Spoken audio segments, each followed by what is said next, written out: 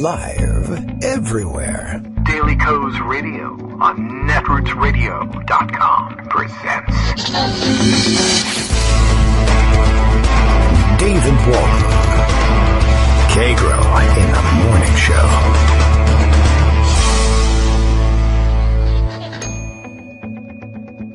Now, here's David Waldman. Hey everybody, how you doing? Good morning, America. How are you? Don't you know me? Alright, never mind. I don't need to steal the lines to do this. It's 9 o'clock and time to start with another show, another edition of the Kagro in the Morning Show. It is Monday, September 26, 2016. In case you, for some reason, didn't know that and were tuning in just for that purpose, then we're done. Thank you very much. I appreciate it. It's like calling. Do you remember this? Is this just ancient? Can you still call a certain number and get the current time? That was fascinating to me when I was a kid. There was a dedicated number for that on our local phone system. I don't know whether anybody would do that now. Of course, no one. Well, I guess it wouldn't make any sense. You'd pick up the phone to make a call, and there's a clock on almost every phone. Unless you have one of those old landlines, in which case we'll call you and find out who you're voting for president and report somehow that it's Donald Trump by 60%. I don't know how that stuff works, but Greg Dworkin does. He'll be here shortly to fill us in on what's going on that front. And the debate, maybe the only one. I don't know. There's several scheduled, of course, but maybe this is the last debate of the last presidential election of the last year of the United States of America, possibly. But if not, of course, we'll continue with the show and let you know what's happening in the news each and every day. How about that? What kind of deal is that? Okay. Bill has given us his regular morning tweet. It is it's drowning today in retweets of that funny cartoon I found months ago, but decided to retweet yesterday for reasons I perhaps will, maybe we'll fill part of the show with that later, of the Titanic sinking and everybody taking a picture of it sinking on their cell phones. Interesting. It engendered some interesting criticism as well. But that's not what Bill's talking about. Bill's saying Daily Coast Radio is live now. Kagro X, that's me, David Waldman, preps the United States of America, USA, for the debate by cross-examining two gerbils under the Klieg lights. And I might as well, at this point. I am not. So today's topic will be, should I watch the damn debates? I don't really know whether I'm going to be able to. It might be a moot point. I haven't been able to watch anything like that in a long time.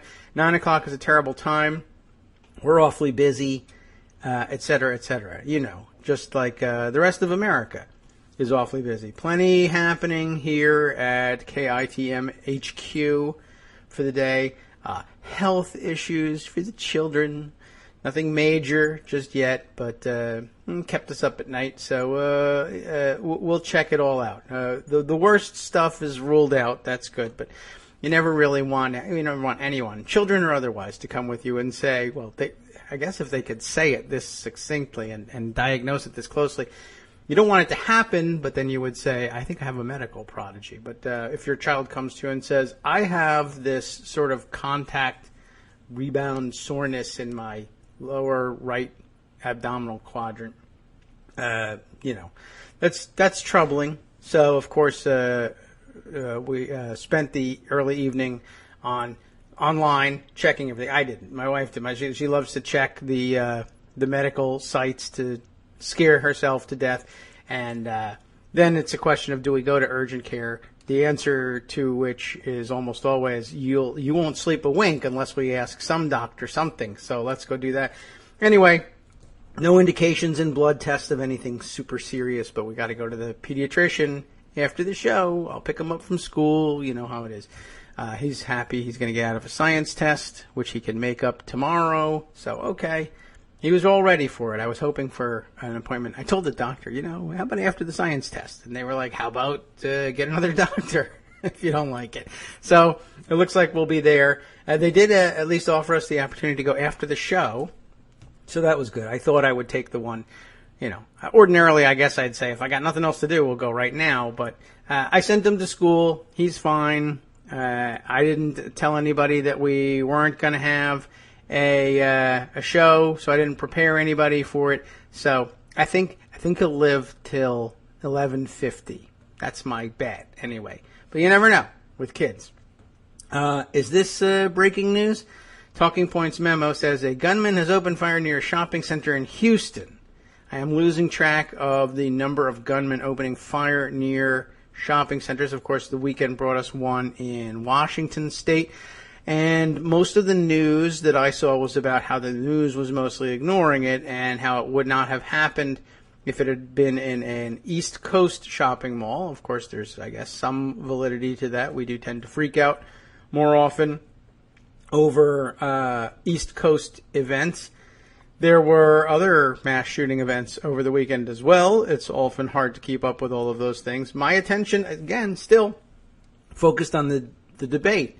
And today will be about that. And I'm just not sure what kind of value to place on this thing. This is a total wild card, and most of the weekend was consumed with the absolutely idiotic storyline involving who was going to be invited to sit in the front row of the debate and by which campaign, and what did it mean, and what were the optics of it.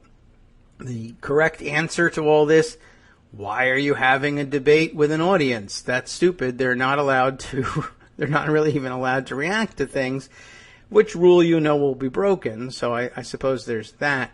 But why there's an audience, I have no idea. I mean, Trump's been pushing for a debate without a moderator. I don't know why we can't push for a debate without an audience. The audience is out here. And the idea of people sitting on their hands for either of these candidates at this point, I don't really know why that would be done. But if you missed the weekend, congratulations to you. If you didn't and you just want to relive it through me shaking my head and tut-tutting at it, Hillary Clinton, or the Hillary Clinton campaign, I guess, I don't know how hard they committed to this, but they said Mark Cuban might be their guest at the debate. The idea of which surely was somehow to, I guess it was to rattle Trump because Mark Cuban has been critical of Trump, but I don't think that rattles Trump. Ooh, look at that. Greg actually called in, and I answered the call, and he was waiting patiently for about 10 seconds, and then I got the chance to rate the overall quality of the call. It was excellent, and there were no problems. It just ended sooner than I thought it was going to. So we'll see whether he reconnects again in a moment or two. I'm certain that he will. But the idea, I guess, was to rattle Donald Trump, though I don't think that rattles him very much. He's been critical, like I said, of Trump, but he's been substantively critical in the main, although he does get a little schoolyard on these things. And he's been very supportive of, he of course, announced the other day that he had done, I don't know how extensive it really was, but he said it was extensive, a review of Hillary Clinton's records and of the FBI report on her emails and all the things that we're supposed to be looking at in terms of optics, etc., and concluded that, you know what, there's nothing there, and she's got an extraordinarily strong record and will make a great president. In response, of course, Donald Trump said, well, if you're going to invite somebody into the front row, I guess, to rattle me, then I'm going to invite, might as well invent, Jennifer Flowers, from 30 years ago. And nothing can rattle Hillary Clinton more than the same name she's been hearing for 30 years, I'm sure. I mean, I imagine it would make her less than thrilled, but I mean, it was kind of a dumb call. But of course, worse than that was, it's, as they used to say, way beneath the dignity of the office, but they no longer measure that. They must have had a blackout in Connecticut, because I have this long list of, the regular long morning list of stories that Greg intended to talk about, and then he got knocked off the line, and he hasn't called back. So I guess either hurricane, snowstorm, tree fell down. I hope nothing terrible has happened, or the doorbell rang, and he just figured he'd call back in a few minutes. I don't know. We'll wait and see what we can come up with. Although I'm guessing somewhere in the neighborhood of, well, no, there he is. Maybe still may have been a blackout, but let's find out. Let's go right to our weather reporter in Connecticut, Greg Dworkin. Good morning, Greg. Everything okay there? Everything's fine. I had a Right. little technical issue here and had to reboot the Oh, computer, but okay. hopefully, how is the quality of this call? This call is terrific. The last call was quite clear as well. It just, Well, not on my end. I couldn't hear a Oh, thing. It was all okay. staticky and everything. Oh, all right. Well, Which is should I ask unusual you? because, it's usually you, but, this Yeah. time it was me. They still asked me to rate. They knew very well. Well, Yeah. I'm not going to ask that. I had a lousy call, so they asked you to rate it, and you said it was good, and that's how come we can't fix this thing. No wonder. That's what they really need to ask me. How is the quality for the other person? I wouldn't Right, know, exactly. but How's the quality of the call with the person who can't hear you? right, exactly. Well, I'm glad you're here now, and I think we're all up to speed. That's right. I forgot to finish the story, which was that Trump said he was going to invite Jennifer Flowers, and then Jennifer Flowers said, "Yes, I'll go," which was, I don't know. I was going to say that's kind of amazing, but maybe it's not. What else is she doing? And then by the next day, of course, no. And it's unclear whether it was, we didn't really invite her, or she can't come, or the police said no way, or I don't know. I'm not sure how it got Clinton turned. was going to invite all of Trump's ex-wives. Right, It's yeah. hard to know. But I think the Trump camp is aware of the polling that said that most people really aren't interested in what happened with Bill Clinton. I They guess just don't not. care. But, it ended up being an episode just like almost everything else. It reminded me, as soon as he said it, I was reminded of all the ridiculous invitations he said were out, or he said were locks for the Republican convention. He was going to turn that into a cavalcade of stars. Right. Mike Tyson, Instead of the disaster it turned out Nicholas. to be. Yeah, and then they none of them showed because nobody wanted anything to do with them. Right. And- But in this Didn't work. year of LOL Nothing Matters, it turns out nothing matters. Right. So we got a flurry of new polling this morning. That matters. Compared It's to sad. 2 weeks ago, it's a very tight race. Most of the polls today and yesterday, ABC Washington Post poll, for example, or the new Quinnipiac poll, the Bloomberg poll, both of those were out this morning. The CNNs for Colorado and Pennsylvania basically show a very close race, 1 or 2 points one way or the other. But it may be a point or two in Clinton's favor despite those because of a couple of different factors. One is that the likely voter models this year are just a little screwy, but accept them for what they are. We're not unskewing polls. We're not getting rid of anything. Just note that some of these polls are now no longer telling you what the RV numbers are, which is really unfortunate. Fortunate. It's really best to compare them. Again, in some years, the registered voter model works better. In some years, the likely voter model works better. Campaign polls don't do it the way the media polls do. Campaign polls do it based on voter rolls, as we saw when Upshot and Siena did polls of North Carolina and Florida and essentially found those tied, which makes sense. They are swing states, and in a national very close race, you'd expect them to be very close. Huh. Well, that would make sense. The Clinton campaign is not treating Colorado and Pennsylvania as if they are tied. They are treating North Carolina and Florida as if they are. And that makes a lot more sense. So the broad picture here is it's a very close race. It's closer than it was 2 weeks ago.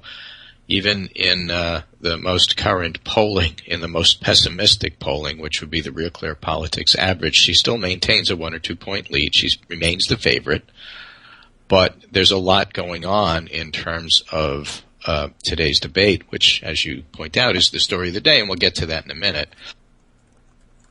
I think that the race is following the contours of what we had said for some time. Firstly, you have to start out with tribal nation, something we've been talking about for years on the show. Yeah.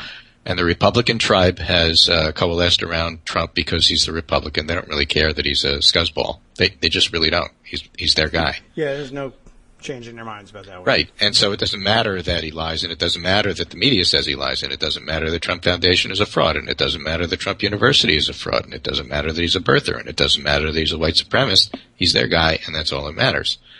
And similar things happen on the Democratic side, and both parties have coalesced like 90% of their voters.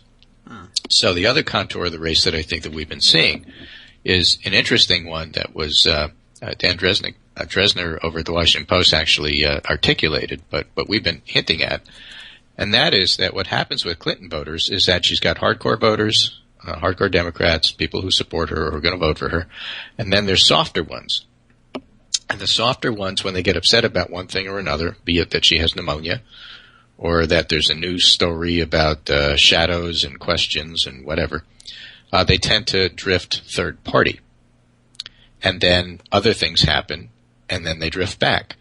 And one of the major contours of making that drift happen back and forth is the observation that those third-party soft Clinton voters really don't want Trump to win. They would just prefer to cast a protest vote if they possibly can. Yes. And that seems more doable. It seems more reasonable to consider such a thing if, in fact, Clinton is winning. If Clinton is tied, however, that scares the bejeebers out of them, and then they say, okay, I'm voting for Clinton. And then when her lead increases again, I think I have enough room here to do protest vote. And then they go back to protest voting. So what will they do in the end? Actually, nobody really knows. Will they continue to protest? Will they show up? Will they not show up? So that's part of the uncertainty about this, and that's why Nate Silver over the weekend said that, the 2-point Clinton lead just feels less secure than the 2-point Obama lead over Romney, because you have these back and forth voters and you don't really know what's going to happen with them. The other thing that's most interesting, we know typically what happens is that debates don't really change people's minds. They reinforce what you already thought. And so somebody goes up because they had a better debate than the other person, or the media says they did, and then it goes down, and then it goes changing because the next person has lowered expectations and then does better than you thought they were going to do. And in the end, it doesn't really change all that much. This year might be different, and there's some indication of that. For example, this is an interesting Reuters piece, debates to help half of U.S. voters decide between Clinton and Trump, says this poll that's just out today. Is that true? I don't know, but that's what it says. All right. Half of America's likely voters will rely on the presidential debates to help them make their choice between Trump and Clinton in the November 8th election, according to a Reuters Ipsos poll released on Monday, which would be today. The interesting thing is that other polls show that 80% of voters have already made up their mind. They both can't be true at the same time. The results show the stakes of the White House rivals as they prepare to face off on Monday, so that's good for the hype and the clicks, and NBC will get a lot of viewing, and everybody's happy at the networks. Some 50% of likely voters think the debates will help inform the decision of whom to support, including 10% who say they are not currently leaning either way. Now, how could you not be leaning either way? You have to not be paying attention to anything in order to not lean one way or the other. So I think those people are lying. Well, Trump lies. Everybody lies. That's this year's theme, right? 39% said the debates will not help, and 11% said they didn't know how the debates would affect them, and 25% probably said, I don't know what debates are. They didn't add that, but, In a strong signal that most viewers will also be hoping the debates bring clarity, some 72% of respondents said they want to see the moderators point out when a candidate says something that's untrue. Yes. That's actually useful. That included 73% of people who identified themselves as Trump supporters and 82% of those who said they backed Clinton, according to the results. It helps the audience, particularly me, to recognize what's bullcrap and what's real, said Harvey Levin, 63, a teacher from Farmington Hills, Michigan. It's easy for the candidates to quote a statistic, and people accept it. 95% of people do. Yeah, and 72% of the time it's made up. So that's part of the problem there.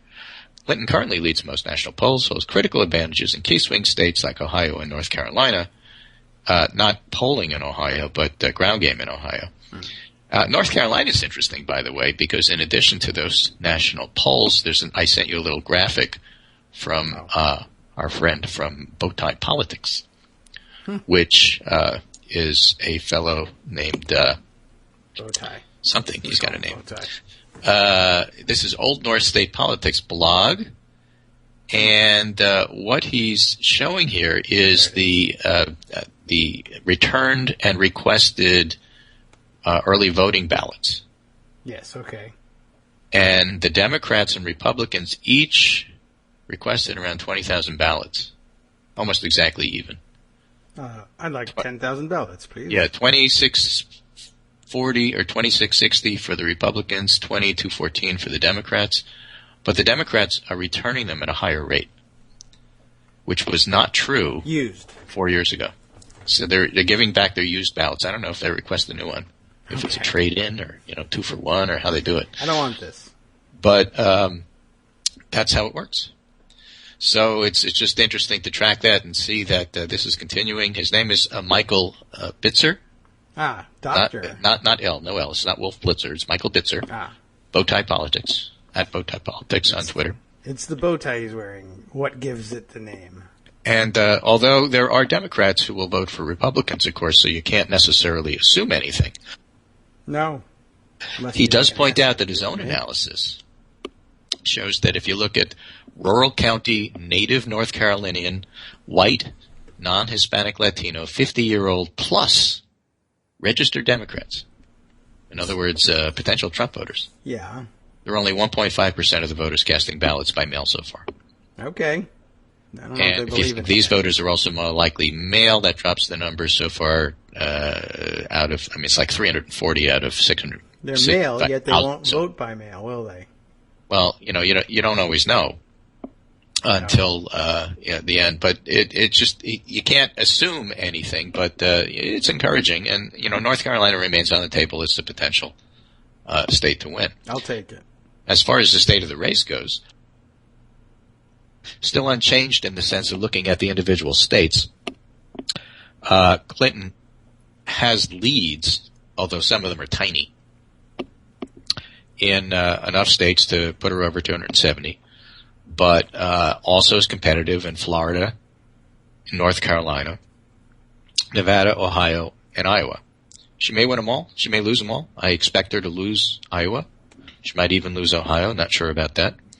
But still should have enough votes to put her over the top. And I think she's, let's just say, I know how Armando feels about it. Let's just say at worst, she's highly competitive in Florida. Yeah. And the same appears to be true in North Carolina. So those are the contours of the race. And then you have the debates come in. And, people have already made up their minds, but they're looking for that reinforcement that I was right. And then you have a handful of people who really haven't a clue. Hopefully they can find a way to actually turn on a TV set and listen or watch. And then after that, maybe that'll help them and maybe it won't. We scratch our heads on the Democratic side and say, how could it not matter that Trump's a liar and that he's a fraud and that he's a shyster and that he's a swindler and that, he's lying to you? And the answer is, it doesn't matter why. The fact is, to half the population, apparently, it doesn't. No, because he's not to them. He's telling it like it is. They may say he is, but they're doing it anyway. One of the fascinating polls over the weekend, I don't have my finger on it, but I remember reading that they asked about what do you think the chances are of Trump getting us into a nuclear war? And 22% of Trump supporters thought he might. Oh. Trump supporters. That's why they like him. Yeah, well, good. Yeah, I've seen nuclear wars on TV. Say that's abhorrent. That's horrible. That's ridiculous. That's not even something to joke about. But those are the numbers. So it's in other words, it's not that they don't accept that he lies, cheats, and steals. They may be okay with him lying, cheating, and stealing. I guess, as long as he gets us into a nuclear war.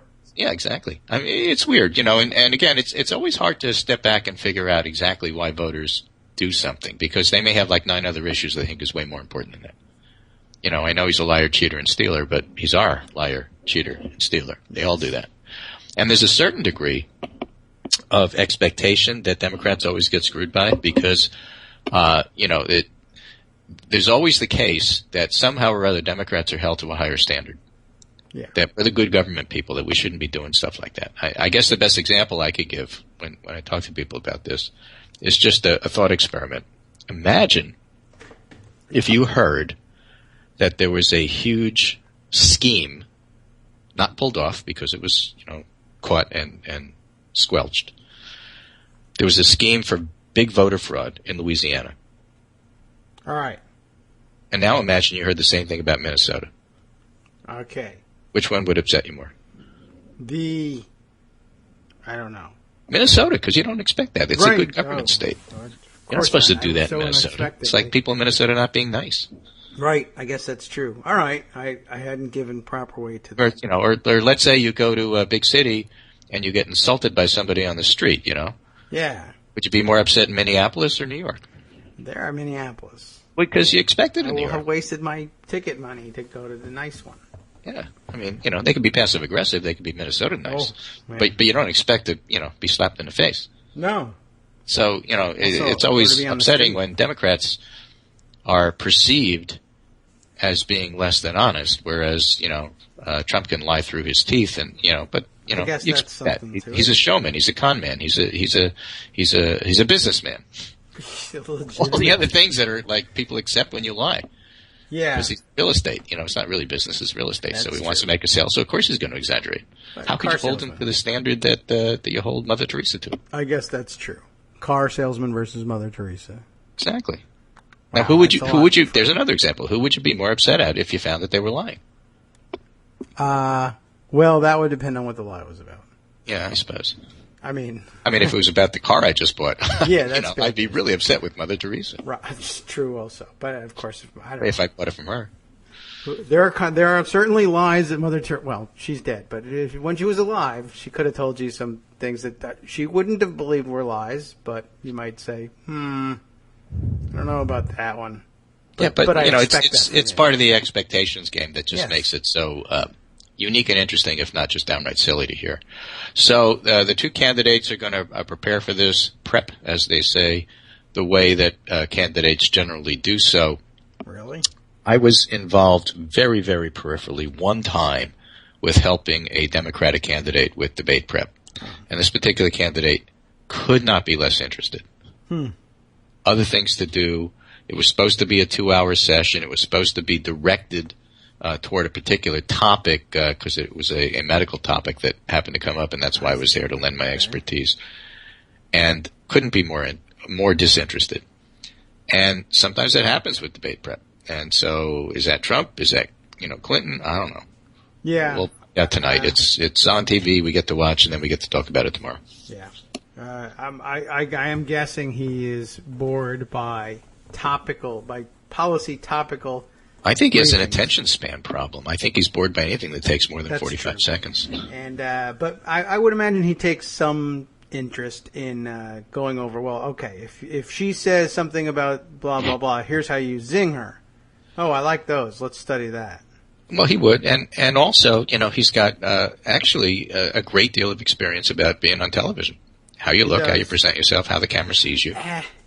Yeah, I mean, he does have a lot of pitch on television experience, although I would like to know what happened to the team at The Apprentice. I don't recall there being nationwide panic over how orange he was in The Apprentice days. They had makeup artists, I guess, that were competent, and people keep pointing to his television experience, and I keep saying he's painted like a carrot. Why is he doing this? Maybe he just put on extra layers each time, and now it can't come off. That could be it. I mean, he's asking somebody to do this to him and looking in the mirror and saying, "Let's go." Right. Anyway, I'm not assuming that he's going to shoot himself in the foot, metaphorically speaking, in the first 20 minutes.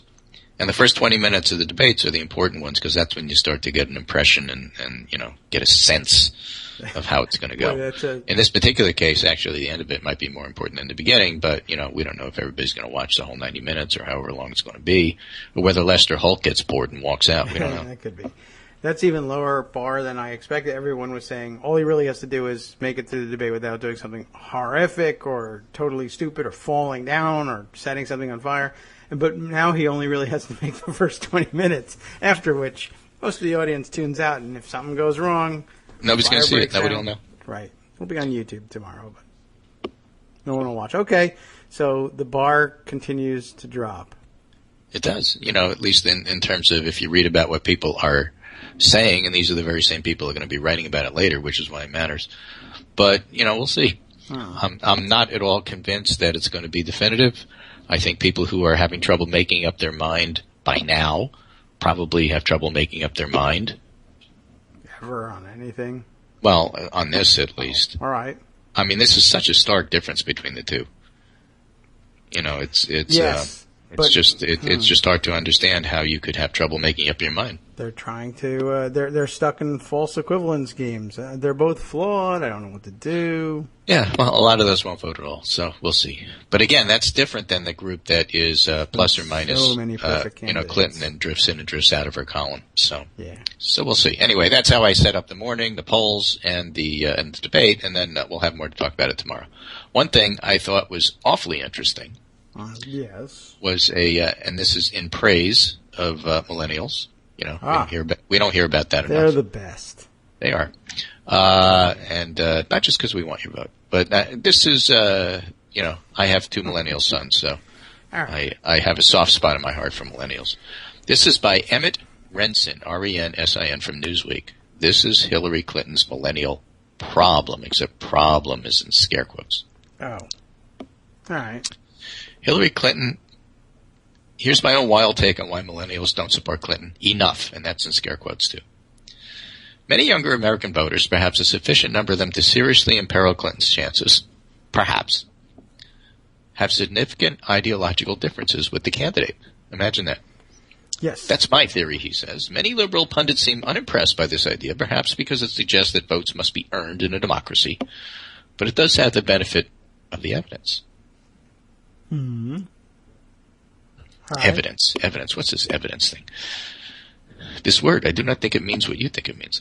Hillary Clinton does not support single-payer health care. Young voters do. Hillary Clinton is among the more hawkish members of the Democratic Party. Young voters are not. Hillary Clinton is a capitalist, and even within a capitalist party, she's in both perception and practice unusually comfortable with capitalism's worst practices. I don't know if that's fair, because she's actually suggested reform and taking money from the Clinton Foundation from people who have enough money to give to things like the Clinton Foundation and then using that money to save lives around the world with kids with AIDS. I don't know if that's capitalism's worst practices. There were worse practices like 2008, and I don't know that she's in support of that any more than Elizabeth Warren is. But anyway, millennials, by contrast, he writes, reject the entire economic system by a bare majority. They are no great fans of financial institutions or free trade. This should not be surprising in a year when very few voters of any age group are particularly enthusiastic about their prospects.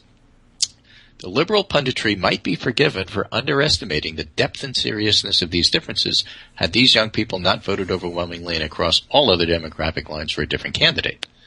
The Clinton campaign might be forgiven for imagining those voters would come home had it not spent the weeks since the Democratic Convention fundraising and playing Bush administration endorsement bingo. The trouble is not that young people are insufficiently familiar with the neoconservative horror show of their own childhood. The trouble is the candidate they are meant to support does not appear to find that show particularly horrifying. And again, I think that's incredibly unfair as well, but, that's just my point of view. I would have said that had she accepted Henry Kissinger's endorsement, that would be difficult. She didn't. Indeed, it is difficult not to imagine the punditry has refused to endorse the maddeningly simple conclusion that young voters are reluctant to support a candidate who does not represent their policy preferences because such a conclusion might undermine the need for so much well-compensated armchair psychology on their part. So I guess I must be incredibly well remunerated for this. I must be one of those well-compensated armchair psychologists. I want to raise David. Oh.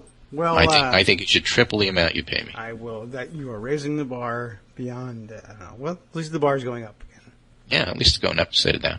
All of this consternation is made stranger by the fact that despite all of this, millennials remain Clinton's strongest age group in the election. That is strange. Which is true. It's just a question about the margins. And in fact, the Bloomberg poll, which showed a tie, said that the reason that she was 6 points up last time they did it, and now it's tied, is because she's lost women. And you don't hear people going around bashing women about this. I know. Or millennials. Those are the two groups that have the soft support. Well, really? Women? Okay. Right? So I think it's interesting in the following sense only that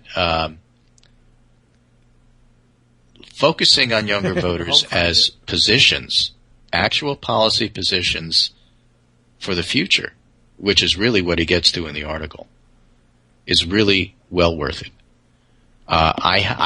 Armando wants to know, because he should come on and disagree with me about this. I think it's always important to try to get a sense of why people vote the way they do. I like to look at Trump voters and try to figure out why they do. Now, some of them are deplorables and it's not worth it, but others, remember Hillary Clinton had 2 baskets, and that other basket is really a fascinating group of people. The never-Trumpers, I think, are a fascinating group of people. Millennials who really haven't, and I think a lot of these are soft voters who eventually will come home to Clinton. But it's just going to take longer. I think that they're fascinating people too. And I don't think that any voter who's a potential voter of yours ought to be dismissed. I think it's always nice to try to understand them a little bit. Sure. So if the deal is, look, we have to hold our nose for Clinton because she's not as liberal, progressive as we would want, and we want new and different policies for the future, then, the bottom line there is do what our friends in Colorado have done. Reverend Testimony and Madam Mim, get involved, go to those caucuses, even if it's for the first time, get involved with the party, start voting, and vote your party in the direction that you want to make it go. And that is a whole lot more productive than complaining about it on the sidelines. On the other hand, if you decide that you're going to go third or fourth party, you don't really have any viable third or fourth parties to go to. And I would remind you that not only are the third and fourth party votes this particular year not going to be particularly productive, but there's no Congress to go with them. There's no support in Congress for a slate of House representatives who are going to be green or who are going to be libertarian, who are going to support the platform, if there happens to be a platform rather than just a protest vote. So for those reasons, I just don't think that makes sense. The only part of it that does is thinking more about the future. But you know what? There are policies that are aimed that way, and if you take the trouble to go and learn what they are, then you might find some of them okay, some of them not good enough. Get on the platform committee, change them. Yes. That's what you need to do. That's how progress is made. Let them know if you happen to believe that, say, children are our future. Right. Teach them, well, the whole thing, it's all written. You don't even have to do the work. You just have to go and vote. So, that in effect is, it's part of the reverse Great Schlep. I don't know if you saw that very funny ad. Oh, yes, which is, Sarah Silverman years ago did the Great Schlep and said, what you need to do is you need to go down to Florida and convince your grandparents to vote for Obama. Right. And now it's the grandparents who are talking to the millennials and saying, you know what, you really have to vote against Trump and vote for Clinton. And I think that's well worthwhile to do. And it's artisanal. Yeah, and absolutely. And probably, overpriced, but that's the way it works. Yeah, I don't think. Anyway, that's my roundup for this morning. Lots of interesting stuff, and there's really not going to be that much more interesting stuff to do between today and this evening until those debates come, and then everything gets real interesting and more interesting tomorrow. Yes, although there's still a chance to enter the expectations sweepstakes. That was the hot thing Saturday morning. The lowering of expectations happening on the Trump side really reached. Yeah, well, that's going to continue right until tonight. It's been fun to watch. I think so far he's had his jaw wired shut and his mind erased, but he'll still be there. Don't worry about it. It's just how it is with one of these professional politicians. It's going to look terrible, but don't worry about it. I wonder if Clinton's going to come to the podium. And then there's going to be like all of the music and the flashing strobe lights and stuff like that when Trump comes. I mean, did they negotiate over exactly how they show up and all that? No, but I bet there's rules about ground fog when Trump comes. I don't see why he wouldn't just try to break one of those things. I mean, I'd love to know what the penalty is for breaking the rules on entry. I mean, I don't know how you would produce this thing because I guess the introductions and the lighting and all that is in the control of whatever this commission is. But suppose you just, if you have billions, if you're really close to being a billionaire, or you really are even just an ordinary millionaire, just couldn't you just rig something up and say, I'm willing to accept the punishment and just to find out what happens? Yeah.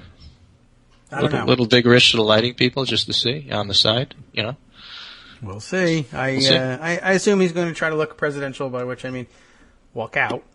I suppose. Anyway, that's it for today. What do you got? I'll find out. I have a program where I put some things. this is true. And then I read listen to them. it later and see what you have to say. That's a fun thing about a program like this. You never really know what's coming next. This is Greg Dworkin speaking with my friend David Waldman, Kagro in the morning. Maybe Armando will come on and correct everything I said. It's always That's fun. possible. But even if not, we never know if that's going to happen either. So take care, and we'll be with you tomorrow, and we'll go over what happened tonight. Okay, will do. Thanks very much, Greg. All right, take care. Oh yeah, I'll look forward to seeing you tomorrow because I'm probably going to miss it all tonight. Bye. Okay, I'm torn. If I had nothing else to do and all things were taken, say I was a billionaire with a racist butler who could take care of all of my immediate needs, such that I were free to. I guess I'd be running if that were the case, but then I would definitely watch the debate, or at least part of the debate. But I'm ordinarily I'd say no. Who cares? I know what's going to happen. But I don't know what's going to happen in this one. But I'm also worried that what's going to happen will be so terrible that I won't be able to stand it. I don't think I'm up for watching an exchange that's so deeply stupid be evaluated as though it were a regular, normal debate. I don't think I have the patience for it. I certainly don't want to damage my television at this point. We got enough to worry about as it is with, oh yes, we did manage to fix the car situation over the weekend, by which I mean, say, this car can't be fixed, give me another one. So, orthodontia, new car, I can't afford to smash the television on top of all this. So I'm a little worried about the situation, and I don't really want to see what's going to happen. But how can you not? I mean, you'll be so culturally out of touch. Twitter will be a disaster if I don't know what's happening in the debate. So I will certainly, at the very least, watch people watch the debate, and that has served to this point. But man, I feel like this is the worst possible thing. But I feel like this is going to be such an event that you've got to see it live, which is, I feel like it's giving in to the Trump camp in a way, where they've said, we'll make it an event, and then you'll have to watch.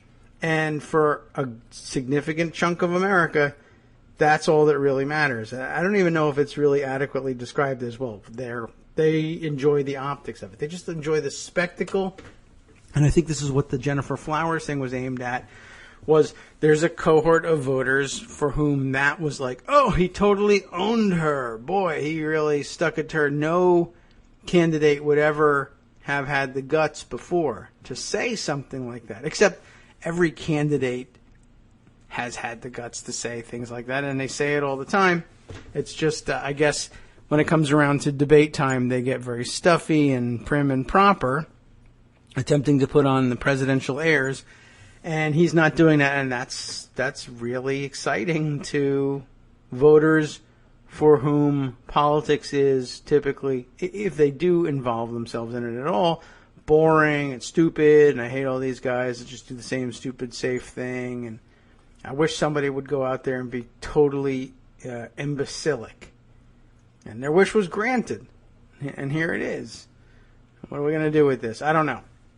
All right. Well, we've got a couple of fun directions we might find interesting, let us say. Where can I begin with all of this? I mean, there's so much Trump stuff, but then maybe something just a little different. Remember last week I read the email from that other from Brian Monroe, but it was the other one, so that you don't, I don't want you thinking it's the guy you know. It's the other one. And he made some comments, and I wasn't sure whether he wanted me to mention that he had sent them on the air. And so I covered for him at the time and said, it's not that Brian Monroe, it's the other one. He says it's totally fine that you think it's the one you had in mind at first. And sent me an interesting story. He's from Canada, which is not the not the interesting story, but it's interesting. We love Canada and millennials a lot, I guess, right? Sure, why not? I always enjoy my visits to Canada, and I mean, it concerns me, certainly that the whole world thinks we're insane because Donald Trump is one of our nominees, but it concerns me when Canadians get concerned about it, because if we all have to flee there, for instance, and they think, if they have to sort us out from the deplorables, they may build a wall and say, there's some chance that the deplorables will come in and say they're refugees, and then they'll take over our government, and then what are we going to do? Have to flee to the Arctic Circle, I guess. Do we just keep going north? I don't know if that's necessarily the operative motion here. But anyway, that wasn't the story. Brian sent me another story. He said, here's something about the relationship between the United States and Canada that you might find interesting. And I did, and so then I went on and I put it in Pocket. I didn't even need to, because I could just open his email and bring this. We're going to have to fix this if we have any hope of escaping to Canada, because if they get mad at us, and there's just no indication that there's anything you can do to get Canadians good and mad at you, but I'm sure there's a breaking point at somewhere along the line. And this might not be it. Maybe the cohort we're talking about isn't going to get that mad about anything, or else they can be pacified, let's say, in some way. And I think you'll have some idea about how this could happen. Let's take a look at the stories that he sent me. I don't know which one is a more entertaining version of this to begin with. I think we're picking it out of a hat. We'll start with this one because it's got a question in the headline, and I think you'll all appreciate that because it makes it interactive. Right there we go. So that's a hot thing, interactivity. Just going to put a .com on the end of this and sell it for $1 billion. Have you ever smoked weed? That's actually in the headline. Have you? I'll wait. I might have to wait a longer. Hello? Yeah, hello? Have you ever, not are you smoking it now? I mean, have you ever? Okay, so if you're awake and you've ever smoked weed and you want to escape to Canada, that might be okay. What about, though, if you're if you're Canadian and you want to escape to the United States, and presumably, I guess that's only if Trump isn't president, although if Trump is president and you've smoked weed and you're trying to escape into the United States, I would suggest you just hang out for a little while, get your head cleared when you come down a bit from your high, you think about what you're doing, and we'll talk then. But absent Donald Trump, this has nothing to do with him. Have you ever smoked weed and are Canadian?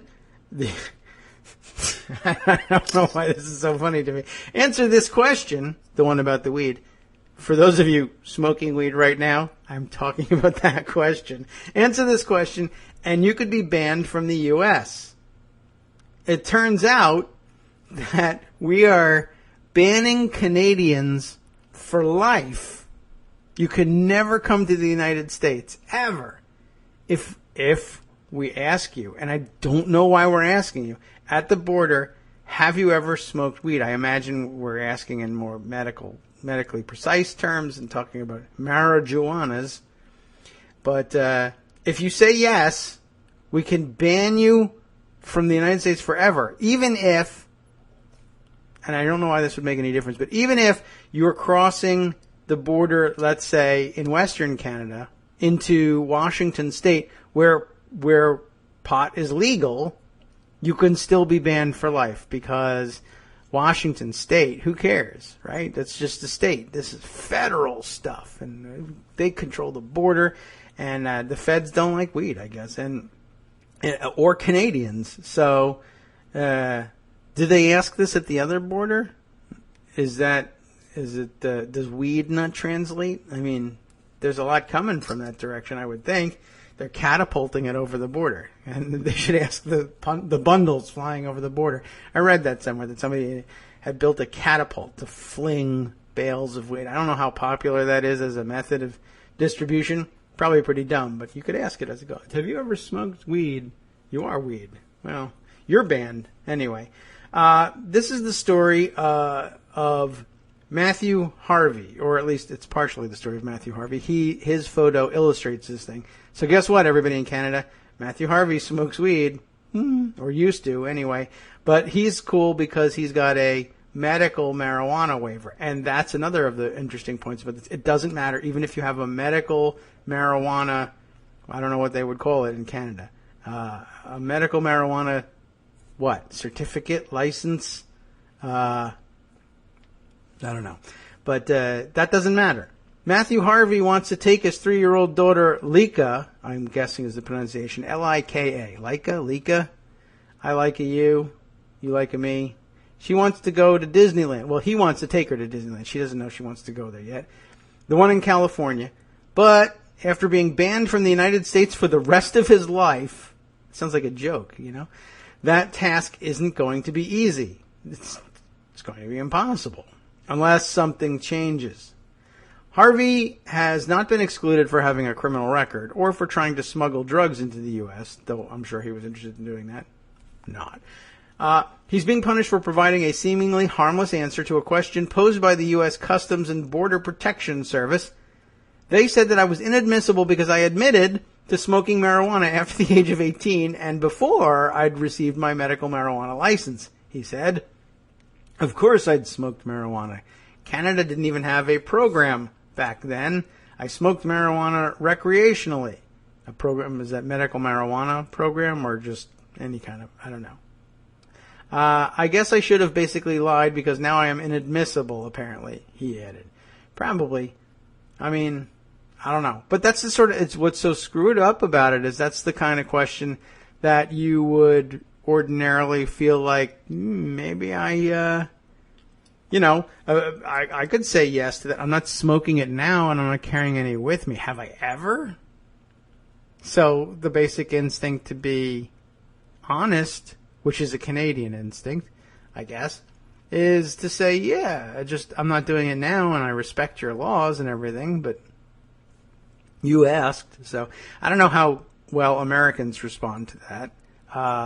The border crossing stories I'm hearing going in the other direction, which we haven't really reported on very much, is the strange number of people trying to carry their guns with them into Canada and lying about it. You can bring a gun to Canada, I believe. It's just you gotta declare it. It's got to be packed right. You got to have forms of certain types. I don't think you can just stick a concealed weapon in your pants, forms or not, and cross the border and not expect to be detained if they find out about what's in your pants, which it's your own fault if that happens. But anyway, this is the reciprocal problem. We're asking people, did you ever smoke pot, which may or may not have been illegal at the time when you did it in your country, even if you have no plans to do that in our country? Yes. Well, then you're out. Harvey's woes began in 2014 when he was 37. That's how come he turned to pot at that point. He was driving from Vancouver. This is the specific problem is not being able to get into the United States. He was driving from Vancouver to Seattle for a concert. I'd ask about weed. Sure, why not? Concert. When a customs officer noticed a marijuana magazine in his car. And as you know, even if you've taken the marijuana magazine out, that doesn't mean you're not currently loaded. So he was detained. This is a marijuana magazine. I didn't know that. High Times? Is that? I mean, all right. Whatever. I mean, that's a semi-dumb thing to have in the car when you're crossing the border, I must admit. But did you see what he was reading? He was asking for it. Now I'm blaming the victim. This is terrible. I lost my Progressive card for that one. He was detained for 6 hours, it says, which at the time seemed like 25 hours, man. You know how that goes. He was pulled in for questioning and says he was detained for 6 hours, during which he was questioned about his marijuana use and whether or not he could possibly be a speck of dust on a giant's eyelash. And it got boring after 6 hours. A legal medical marijuana user in Canada who was driving into a state where recreational and medical use of the drug is also legal, Harvey thought nothing of telling the truth, which is good. I'm glad he told the truth. I'm sorry this happened to him. But while Washington state may have legalized pot, it is still a federal controlled substance and therefore under the same purview as the border, the U.S. federal government. That's true, and it's not immediately obvious to people who are traveling, with or without pot. For the rest of his life, Harvey must now apply for advance permission to enter the U.S. as a non-immigrant. So I think that means you can now make it to Disneyland and this whole thing is moot. But you know how people who love pot are. They want to talk about this thing for hours. Terrible to you people. The travel waiver, which costs, this sucks, right? It costs $585 US dollars. That's 750 Canadian. Which is another topic to discuss while you're high one day, is granted on a discretionary basis, which means it may be good for a year or 2 or 5, depending on the discretion of the approval officer.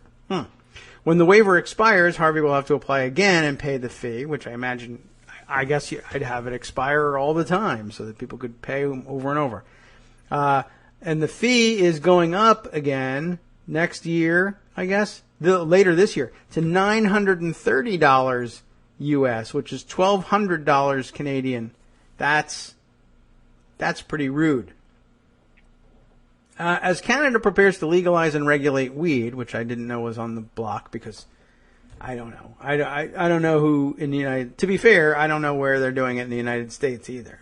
So occasionally we read about these things. Anyway, Public Safety Minister Ralph Goodale says that Canadians should be well advised to understand that the U.S. is entitled to enforce whatever laws it deems fit. It is, after all, a sovereign nation. This is being reported, by the way, by the CBC, so I don't know. I guess it may come as some surprise to Canadians that we are, in fact, our own separate and sovereign nation, which shoes on the other foot on this one. The CBC is producing this bit. But it's true. We have our own laws, and some of them are dumb. And some of them are just, I don't know. I mean, we part of our coverage in the last couple of days has been, look, it's the law. Federal law says you can't enforce the stupid ID requirements for voting in Texas, but Texas is going ahead and doing it on the sly anyway and getting caught. So who knows what the legal story is here in the United States. You would be well advised to understand that. The minister also said there are ongoing discussions between Canada and the U.S. on a range of issues, and coming up with a better approach to dealing with pot is always on the agenda. Man, it really is, and I guess it ought to be. This is a pretty dumb issue, and to be putting the squeeze on Canadians who are honest enough to say, you want to know? Sure. I used to. And then to get all freaked out, like, you can never come into the United States again because I heard one time you smoked the pot, is a little dumb. And we ought to be treating our neighbors better, I would say. The present marijuana regime that has existed now for many years in both Canada and the United States has clearly failed Canadian and American young people because North American teenagers are among the biggest users of marijuana in the Western world, Goodale said. We will certainly work very hard to make sure they understand that we're moving a regime with respect to marijuana that will be far more effective than theirs. Ours? Well, now you've made it personal. Len Saunders, an immigration lawyer with a practice in Blaine, Washington, who has been employed by a number of banned Canadians to process their waiver applications, says he expects Canada's plan to legalize pot will create a boom in this business. I guess eventually it has to, right? I think more people are going to purchase pot when it's legal in Canada, and then when they enter the U.S. and admit they've purchased it legal in Canada, they're still going to be denied entry until they can get a waiver. Why not? It's just free money for us.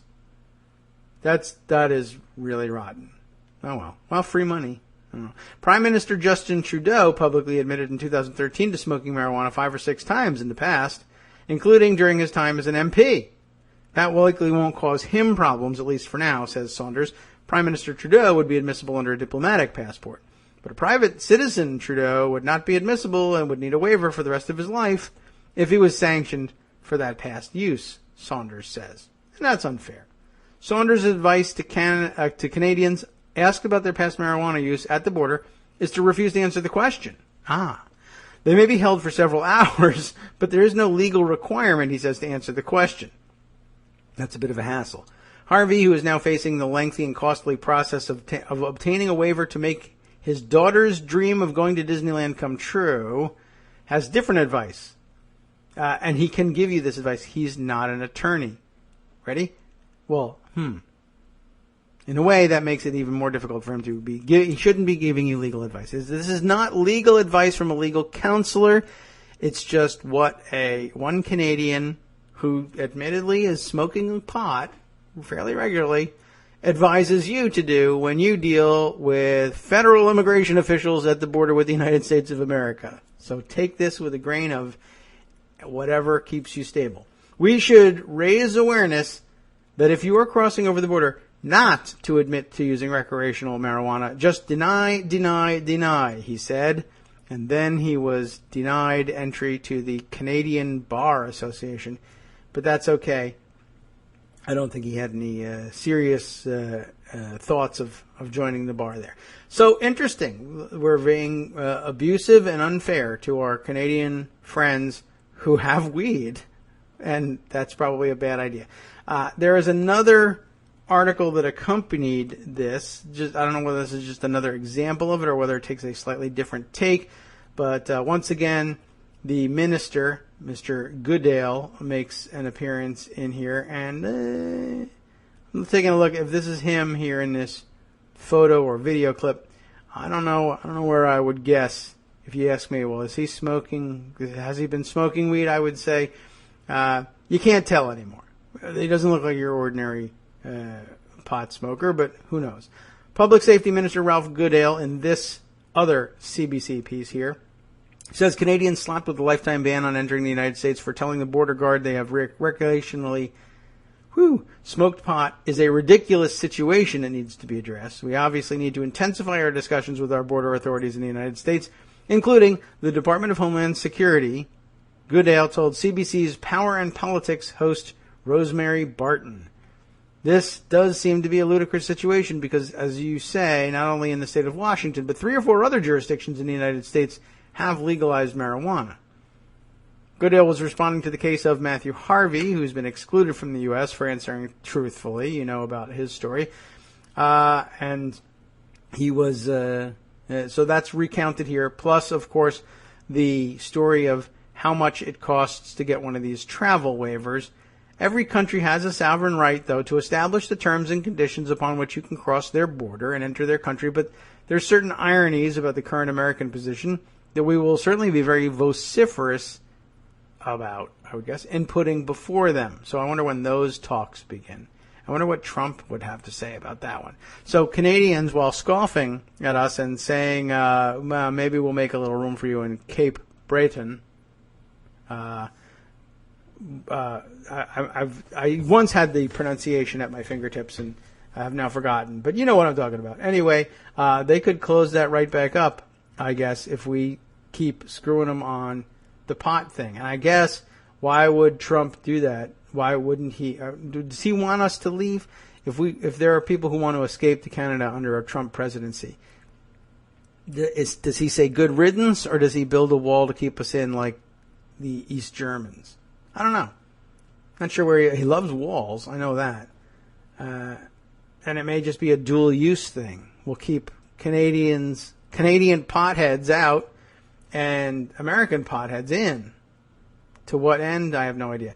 Erin O'Toole, by the way, the conservative public safety critic, says both Goodale and Prime Minister Justin Trudeau should have taken the opportunity to address the issue when Trudeau attended a state dinner at the White House with U.S. President, thankfully named here, Barack Obama, in Washington, D.C., which is the capital of the United States, in March. During the visit, both countries agreed to expand customs pre-clearance at a number of locations across the country, as well as ways to resolve disputes over no-fly lists and the sharing of biographic information. I think it's really astounding that this was missed in March as a part of the fanfare around the agreement with the state dinner, O'Toole said. She's got to find something to criticize here, I guess. I think they need to fix this quickly because the flow of goods, not including really, marijuana, and people across our border is one of the touchstones of our relationship. And if it's impacted by this rule, it could impact people's ability to gain employment. And that really concerns me, he added. Okay, well, did I say she? Because the name was Aaron? Well, that's a mistake. Anyway, and then it's illustrated here. You know how you have related stories being promoted underneath. And at the CBC, that means a good number of pictures of Canadian millennials, I think, smoking the marijuanas. So that looks good for you guys. So now it turns out that Canada's full of potheads.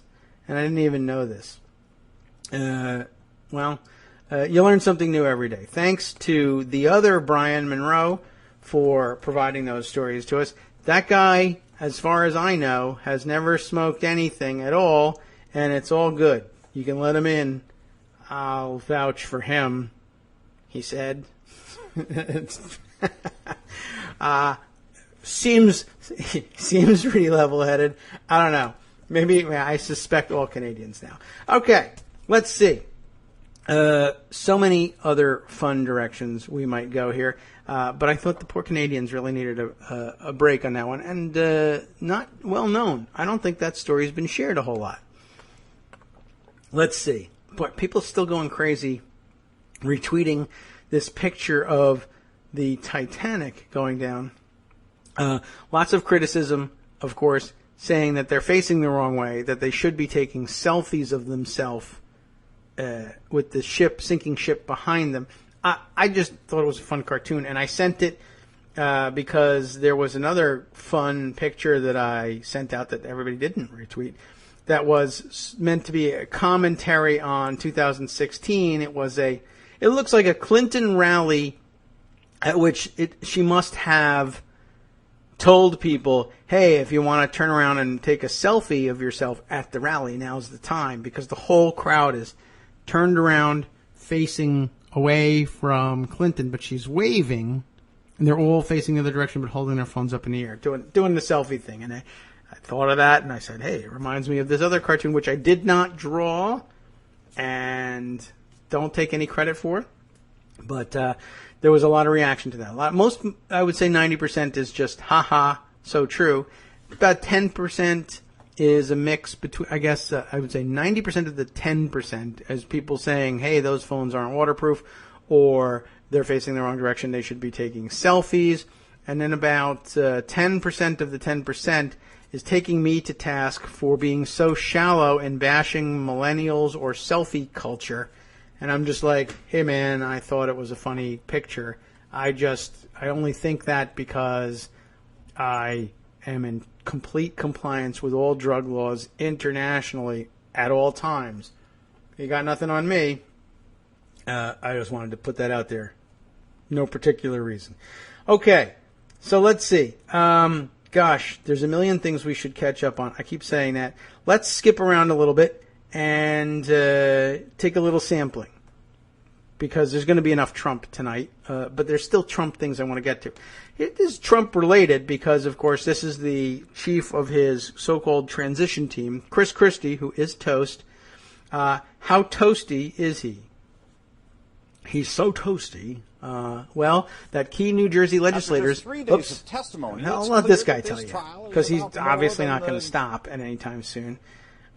What's going on in New Jersey? Just generally speaking, I'd like to know. This is News for New York. That's WNBC in New York. And for those of you listening elsewhere in the country, that's just plain old WNBC, not W something else, an NBC affiliate. That's NBC. They got the real deal there in New York. That's the way it works. Los Angeles has the K version of this. But Brian Thompson reporting for WNBC, flagship station, everything, blah, blah, blah. This guy is in a work shirt, and I don't even know if it's tucked in there. What happened to jacket and tie for your basic stand-up? Is this because he's doing a stand-up about a politician possibly being thrown out of office, so he's dressed as a regular civilian? This is interesting. Really. No point in getting dressed up for work or anything. And it never did make any sense why they would be, in suits and ties and everything, particularly if they were reporting from the field. It's extraordinarily uncomfortable. So kudos to you, Brian Thompson, for foregoing the whole monkey suit thing. I just was taken aback by this. Key New Jersey legislators looking at Christie impeachment, the I word, say certain sources. He is, of course, on trial. And I haven't really been... We've been hearing a lot about the Bridgegate trial, and I'm not 100% certain what the procedural posture of the case is here. Is he himself facing? I don't know whether he's peripherally in trouble or who's on trial for what, and is it criminal? And I got to get caught up on this. I only know that they're involved in a case, and it looks like absolute crap for Christie. How bad? Here's the answer. Key members of the New Jersey Assembly have begun researching whether or not to bring articles of impeachment against Governor Chris Christie. NBC4 New York has learned, informally, apparently, if you go by Brian Thompson's mode of dress. This follows early testimony in the George Washington Bridge scandal trial, which some Assembly members believe shows the Republican governor had more knowledge of the lane closures in Fort Lee during and after that week in 2013 than he has led the public to believe. That should be THAN, not THEN. Then, you guys at NBC4, come on, flagship station, get it together, guys. One committee chairman who did not want to be named, which tells you a little bit about the seriousness of it at this stage, said, quote, clearly obstruction of justice, unquote, would be an obvious charge against the governor, if that's what he did. I remind you, we're in the opening stages of this thing, and the main defense case, I don't think, has been presented yet. And then, of course, there'll be a decision made. And as it usually is with questions of this nature, it's a big, big crapshoot. And there's a pretty substantial chance that despite the fact that the prosecution said terrible things about the defendant, that there wouldn't be anything in the way of a hard and fast conviction based upon which impeachment could proceed. But if it comes out very badly, I don't know why they wouldn't consider that. He's still got a significant amount of time left on the term and whatever. Anyway, a Christie spokesman offered a one-word response to the report: ridiculous. How does he do it? I don't know. The decision on impeachment will be up to Democratic Speaker Vincent Prieto. And if he gives the go-ahead, the Assembly Judiciary Committee would begin the process. You know how that goes. It takes a majority of the 80-member Assembly to vote articles of impeachment, and if it passes the Democratic-controlled body, a trial would be in the Senate, just as it would be on the federal level, right, where two-thirds of senators would be needed to convict. Although Democrats hold a majority in the Senate, they would need 3 Republican senators to join them if all Democrats vote to convict. Not impossible. Certainly there are Republicans he has alienated. And I guess it would depend in large part, well, certainly the outcome of the trial, but people would have to wonder, the calculation for those Republicans would be, does he have a real political future? Am I alienating myself from it and from him if he makes some kind of a comeback? 3, that's not a lot. That's pretty doable just in raw terms. I mean, there's not as many members of the New Jersey State Senate as there are in the United States Senate. And I don't know offhand how many there are. So that's probably not an insignificant portion of the number of state senators. So it's not like getting 3 out of 50 whatever Republicans here. So, I mean, it's long odds, but you'd have to, of course, the most immediate question would be, do we have, no one's going to admit to being 1 unless they know that there's 3, because otherwise it's just, if you try to impeach him and it doesn't succeed and you're one of the Republicans that voted to impeach, you're dead. So they'll have to be sure what's going on. Christie, of course, is nearing the end of his second term with a new governor due to be sworn in 16 months from now, but that's long enough that you shouldn't have to wait if you think he's impeachable. The one-time presidential candidate and key Donald Trump advisor is often mentioned as a possible attorney general in a Trump administration. Earlier this month, Christie acknowledged to MSNBC that the bridge scandal was likely a factor in Trump passing him over for the vice presidency. So, anyway, yeah, that'll be the calculation, I think, for New Jersey Republicans. If we keep him alive, do we benefit in any way? I mean, I would say right now the situation probably is, well, why don't I just say, as a Republican, my vote now is probably no on impeachment. And if Trump wins and Christie's a power broker, then good. We'll all do well. On the other hand, I don't know how many of them really expect Trump to win and for that power broker situation to come about. On the other hand, there are probably some who say, I don't want that guy ever to become a power broker. I was quite happy to have him on his way out and to be done with him in 16 months and for him to have been so thoroughly toasted in the presidential sweepstakes that I won't ever have to worry about him again. There are probably a lot of New Jersey Republicans who would be very happy to see Chris Christie swept out of the way and have his legacy erased and have the guy's presence largely erased. And if it takes impeachment to do that, that might be worth doing. But I don't know. We'll have to wait and see. I just think that it's interesting. Well worth noting. Also worth noting, I guess, that people continue to ponder that possibility for Paul LePage in Maine, though I haven't heard very much about it lately. But he's calmed himself down considerably since that threat was leveled. I think, that is to say, it hasn't, his psychoses have not recently risen to the level of national attention, but people in Maine may have something different to say about that. I don't know.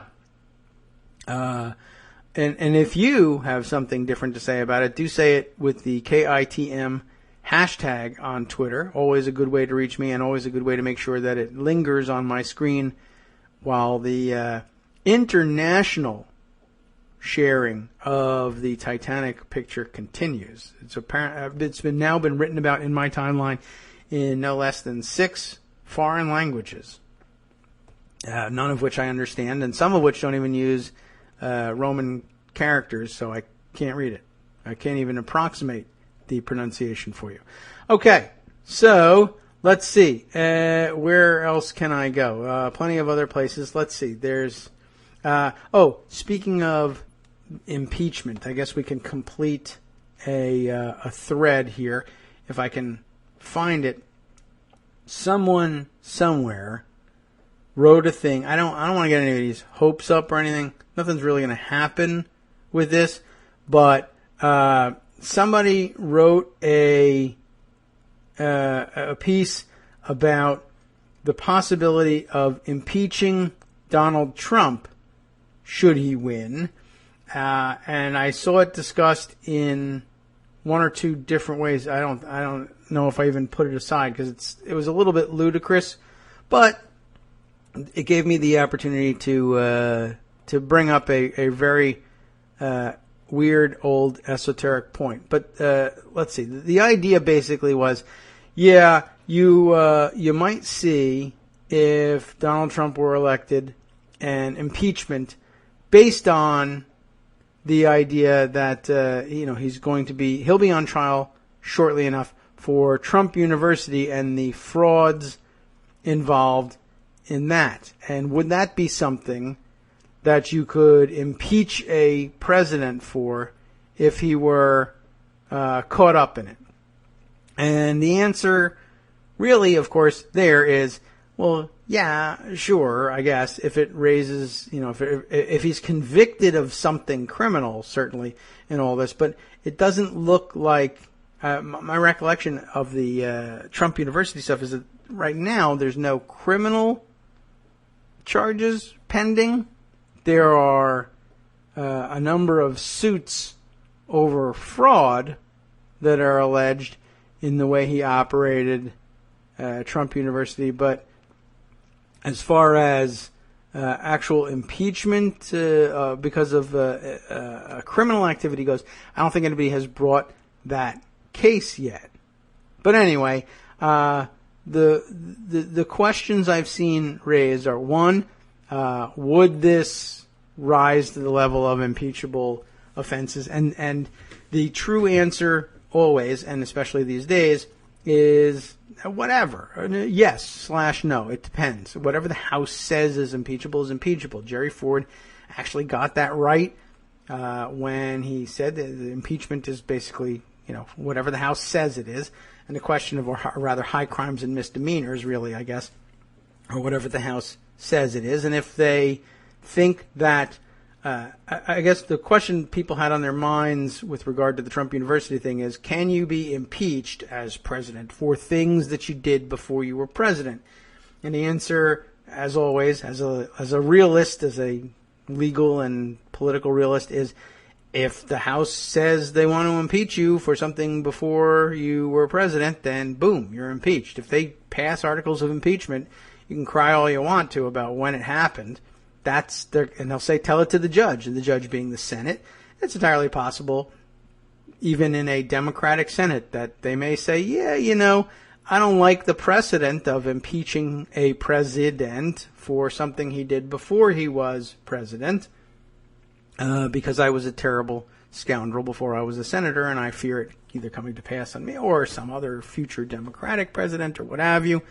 So there's plenty of room for people to dismiss that. The secondary question that I once saw floated that's slightly more interesting but considerably less likely to happen is, well, what about if you are pretty convinced that he's guilty of fraud of some kind in the Trump University case or anything else? Let's say one of his major foreign policy advisors is an unwitting intelligence asset of the Russians, or a witting one, for that matter, if that's a word.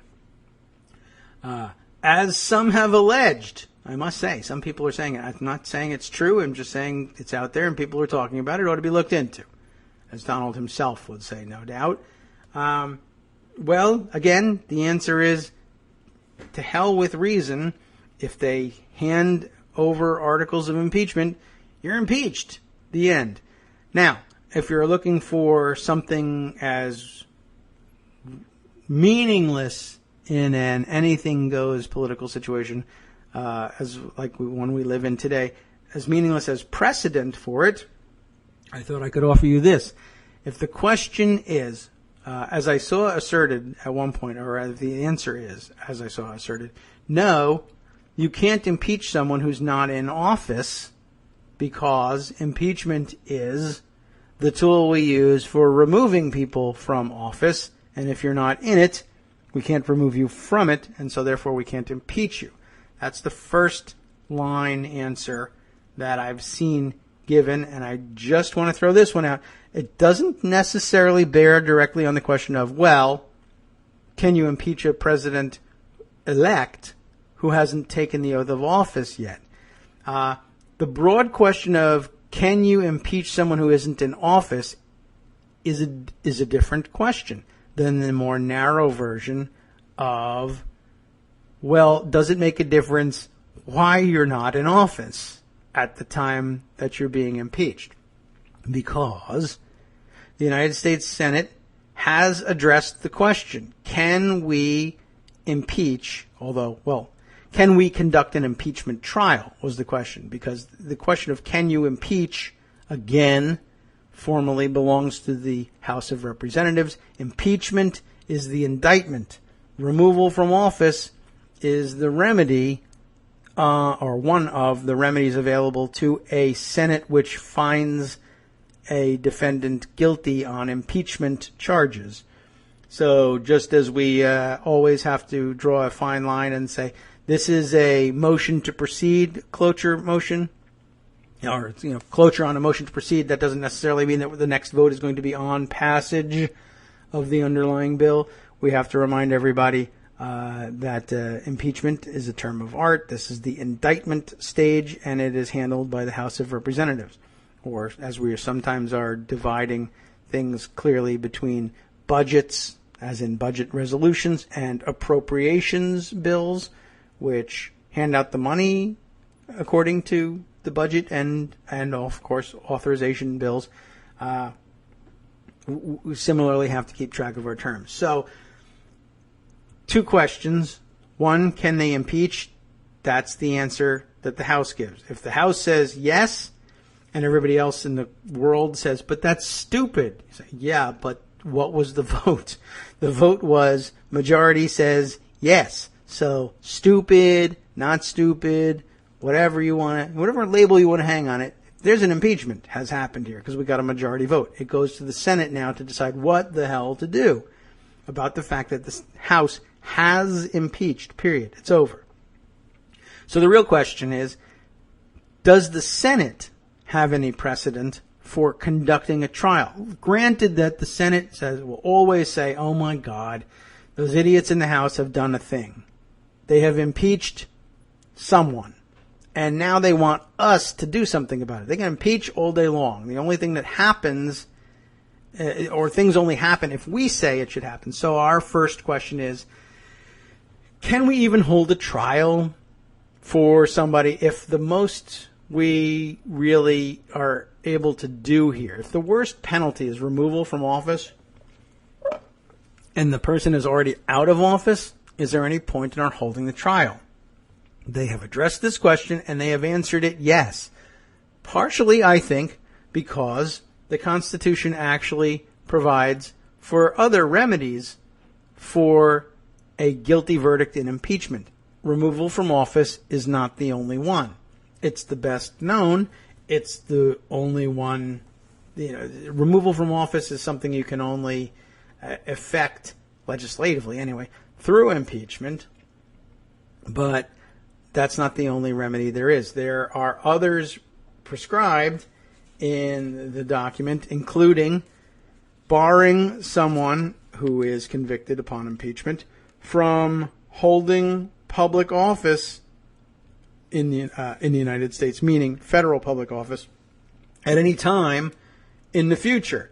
That's just one of the many things you can do with it. You can remove someone from office, or you could prevent them from serving in a federal role ever again.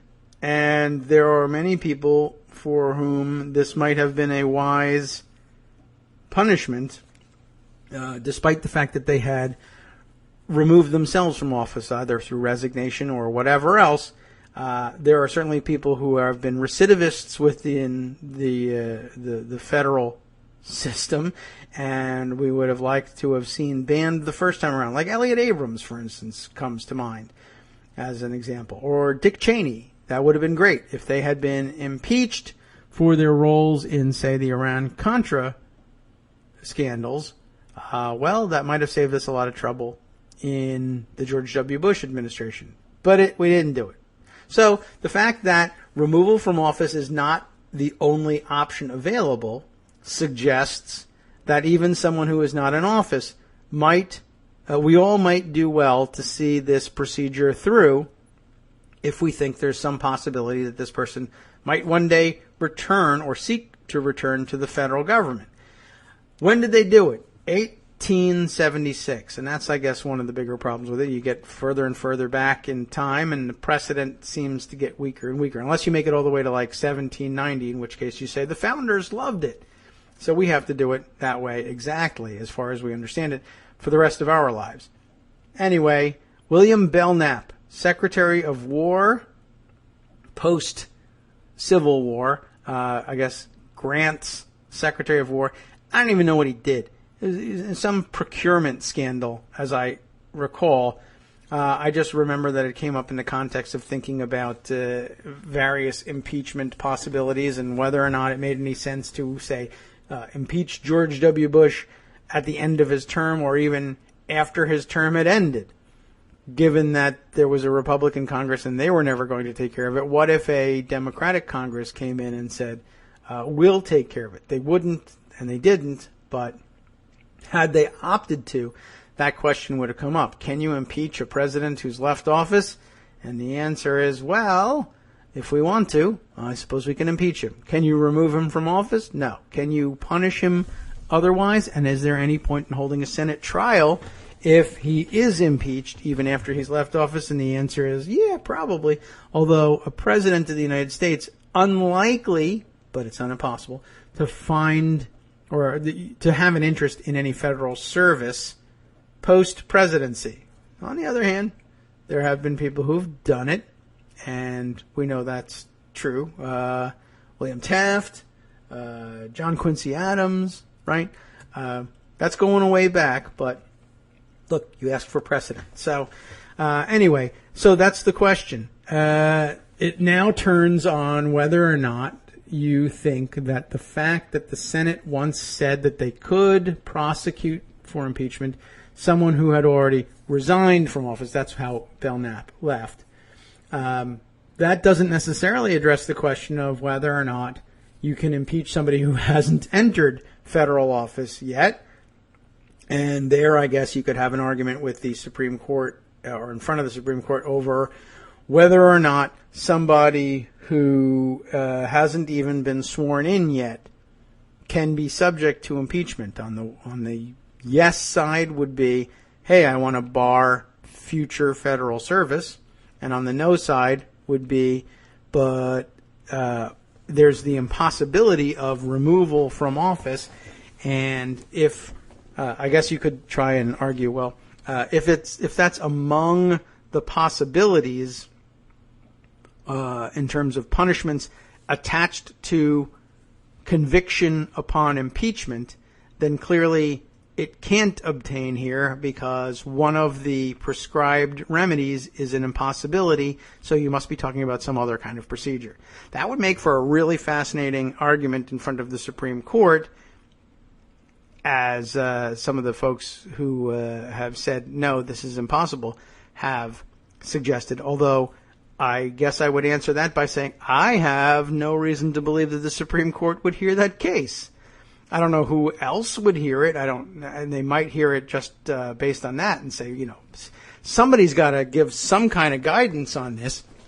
But then again, there would be justices certainly that would point out, we're not actually in the business of giving guidance either. We don't do any offer any declaratory rulings on things like this. We don't give advisory opinions. And just to put a finer point on it, the idea that Article 3 should ride in here and make a decision on a limitation of the procedural powers of Article 1 to hold a potential head of Article 2 to account here is extraordinarily dangerous ground. And we don't want to have anything to do with it. And besides which, I think we probably ought to take a wait-and-see attitude on this one. But I don't know for sure that a Supreme Court intercedes on this. It would be really interesting to watch. And if they didn't, and the House were to go ahead and impeach a president-elect and send that to the Senate, and depending on the timing, who knows? Do they send it to the old Senate? Do they send it to the new Senate? Do they come in on January 3rd or 4th and get sworn in and say, quick, let's impeach him before January 20th? And if they send the impeachment to the Senate, here's another question. Who shows up to preside over?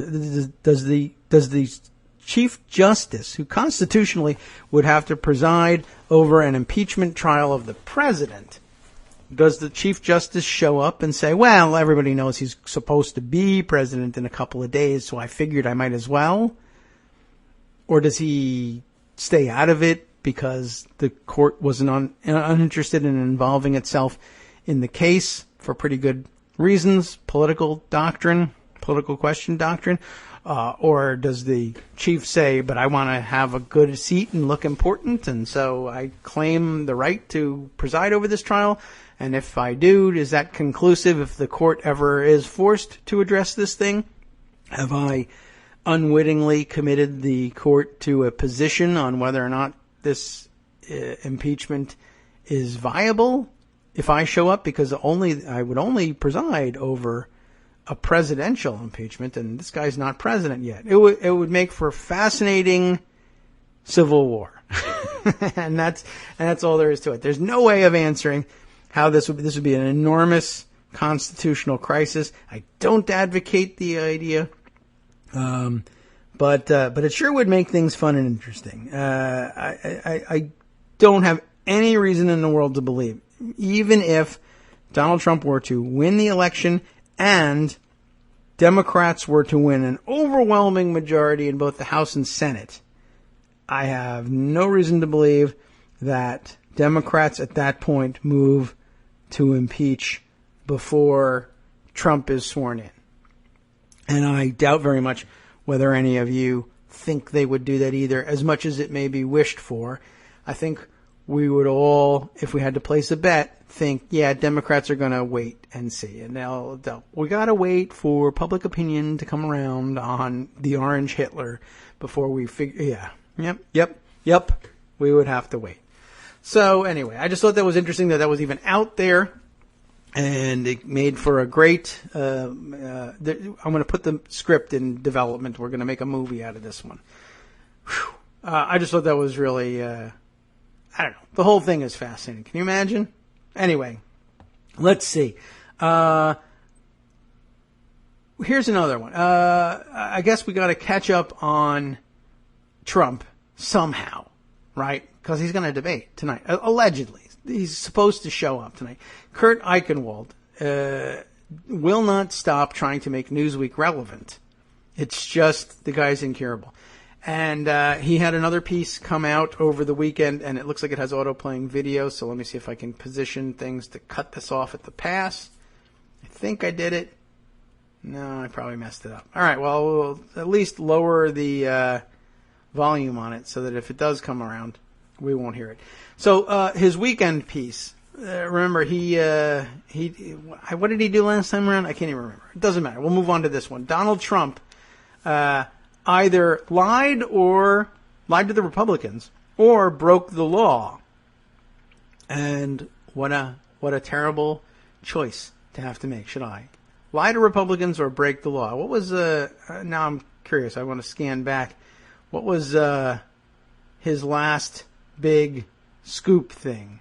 I can't remember. He was bashing the hell out of Trump for something, and we said we were going to read it, and we never got to it, but it was one of many versions of the same discussion. There it was. How the Trump organization's foreign business ties could upend U.S. national security. Relevant again, renewed relevance over the weekend breaking stories about one of his foreign policy advisors magically showing up in Moscow and having meetings, allegedly, with the intelligence official in Moscow responsible for gathering intelligence about the U.S. elections, which seems like a bad person to sit down with if you are a major foreign policy advisor to Donald Trump. But Donald Trump now disavows this guy, too. We'll get to that one later in the week, even though that should be the biggest story going. But interesting coalition having arisen in opposition to that story's propagation, by the way. On the one hand, Trump and his deplorables, who will defend him against anything. And on the other hand, liberals, left-leaning liberals, who... I don't even know exactly why they're doing this exactly, but I mean, they love to question everything, as we all do. But I have noticed that the Glenn Greenwald corner, fairly enough, I think, although it is somewhat strange to watch, throwing up all sorts of questions. I think it stems from Snowden sensibilities. But saying, this is a little bit ludicrous for liberals and Democrats to spend so much time scaremongering about what the Russians are up to these days. It's very 1950s red baity, even though they're no longer red, presumably. But they tend to cast a lot of doubt on Democrats who accused Trump of having links to Russia, which I don't really see their interest in. And I guess it's defended as, well, we're just questioning the official narrative, which is always worth doing. But I don't know. It's been very vociferous, and he doesn't know how to do anything any other way but then vociferously, and that's what makes him Glenn Greenwald, and what we sometimes see as great breakthroughs and very valuable contributions. You got to be vociferous about anything. All right, well, I wanted to throw that out there. We'll get back to that one. This one here is the more recent of the two Kurt Eichenwald pieces. Trump either lied to Republicans or broke the law. And it's said to be an exclusive, but I did see, tweeted almost immediately, people saying, hey, this was reported in, I don't know, the Daily Beast or somewhere else, Mother Jones, I don't even know where it was anymore, much earlier than you did it, so what's this exclusive business? That part aside, let's get to this. Donald Trump, Eichenwald alleges, committed perjury, or he looked into the faces of the Republican faithful and knowingly lied. There is no third option. Someone will come up with a third option, though. It has become an accepted reality of this presidential campaign that Trump spins a near-endless series of falsehoods. True.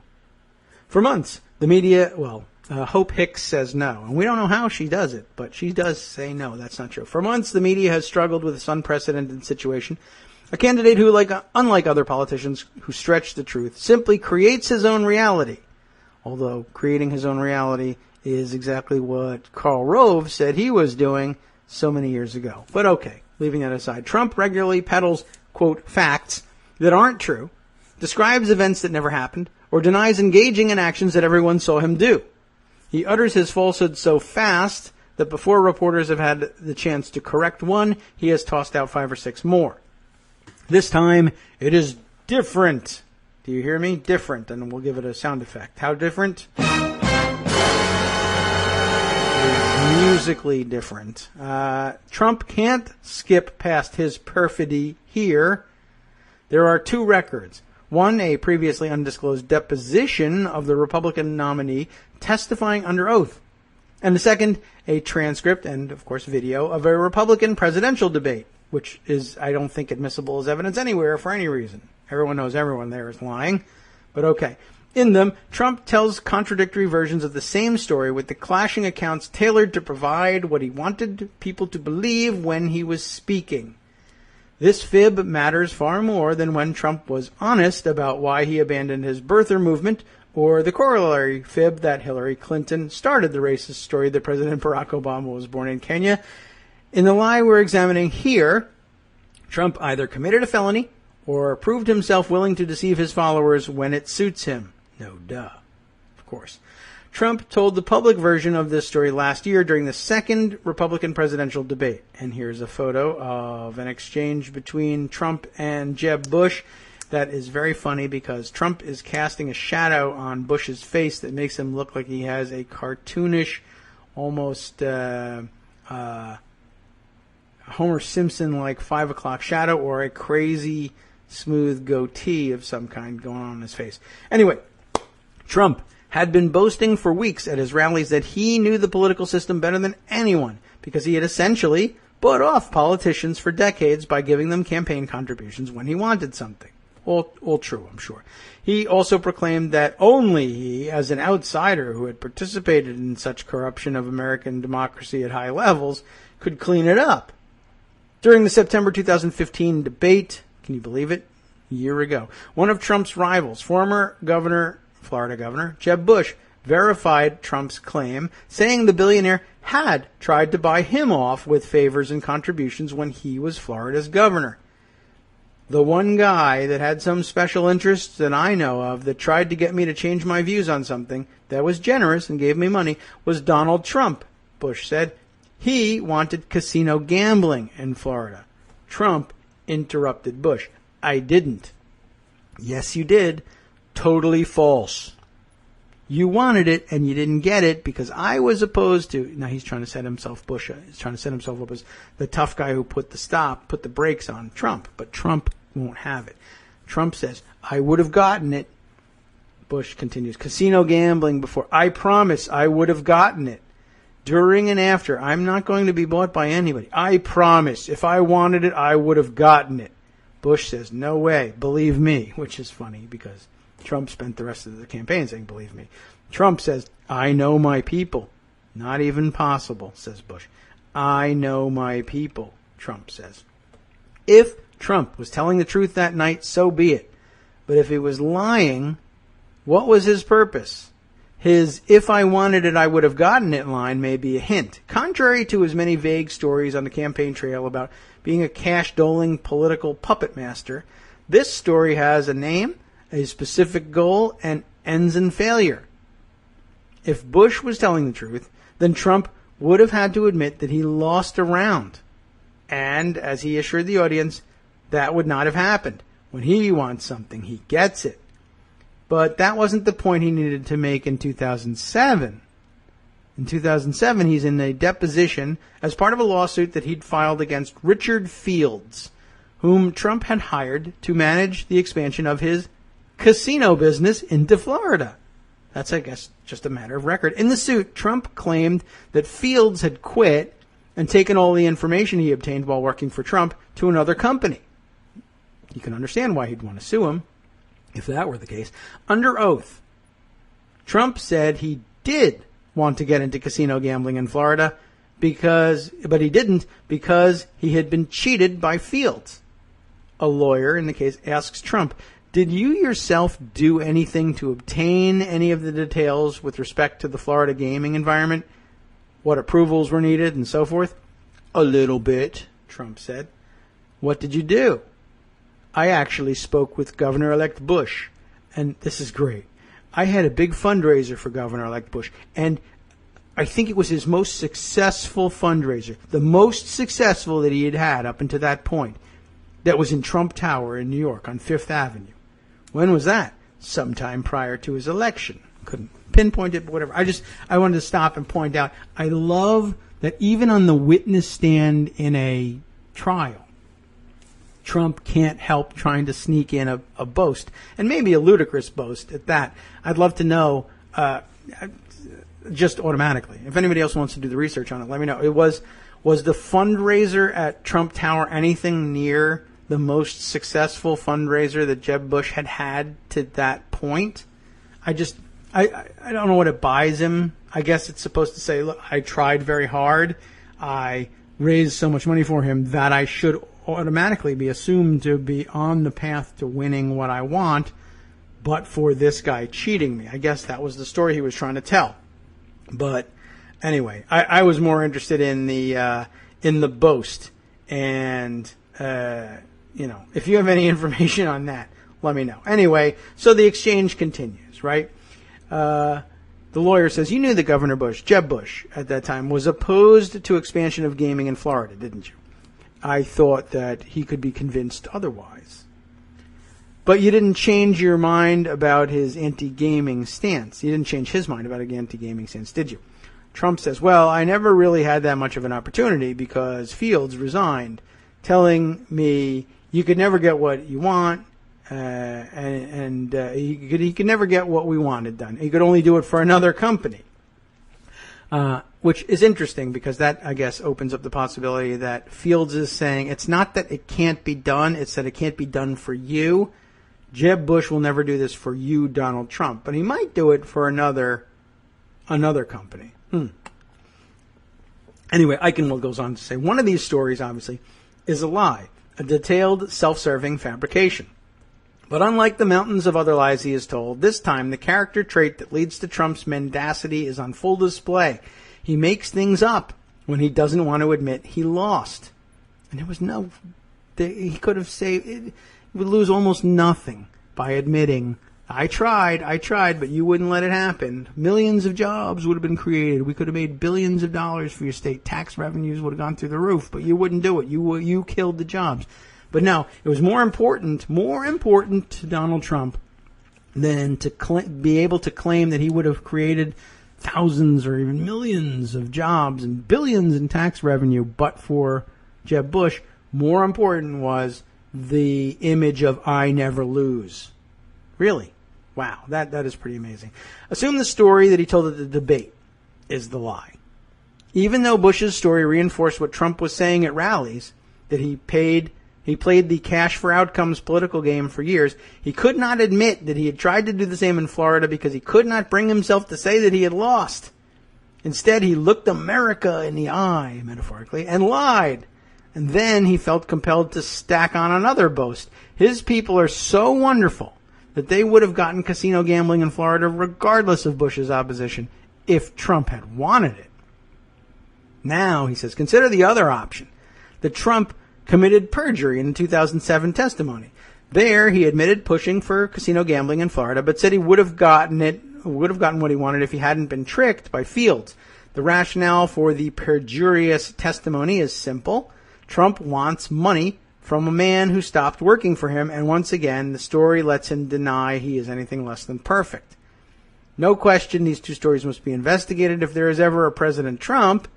In their impeachment of President Bill Clinton for lying under oath about an extramarital affair, Republicans established the standard that failing to tell the truth while testifying, even in the most understandable of circumstances, rises to the level of high crimes and misdemeanors. Surely, perjury for pecuniary purposes or to inflate one's self-image cannot be ignored.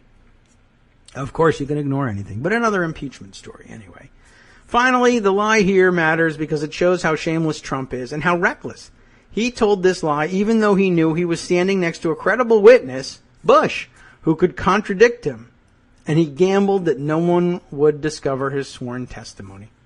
Trump's penchant for this type of bold-faced lying could undermine foreign policy, American foreign policy, when he meets with a foreign official. Will he try to deceive the world about what happened?